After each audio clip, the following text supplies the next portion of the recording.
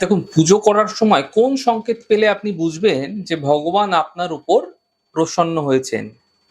প্রথমত পুজো করার সময় যদি আপনি ভগবানকে উৎসর্গ করা ফুল আপনার কাছে এসে পড়ছে, কোনো কারণ ছাড়াই পড়ছে, হাওয়া নেই, বাতাস নেই, কোনো কিছু নেই, তবুও খুব সাধারণভাবেই আপনার কাছে সেই ফুল এসে পড়ছে, এমনটি অত্যন্ত শুভ বলে মনে করা হয়।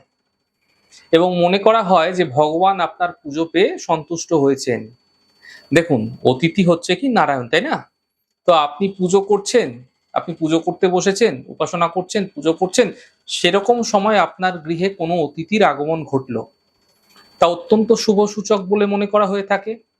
পুজো করার সময় অন্য কোনো স্থান থেকে আসা ঘন্টার ধ্বনি, শঙ্খধ্বনি যদি আপনি শুনতে পাচ্ছেন, তা অত্যন্ত শুভ বলে মনে করা হয়। পুজো করার সময় যদি আপনার বাড়িতে কেউ সেবা নিতে আসছে, কোনো দরিদ্র মানুষ এসছে, কেউ ভিক্ষা নিতে এসছে, তাহলে তাকে ভুল করেও কিন্তু ফিরিয়ে দেবেন না। যথাসাধ্য দান করার চেষ্টা করুন।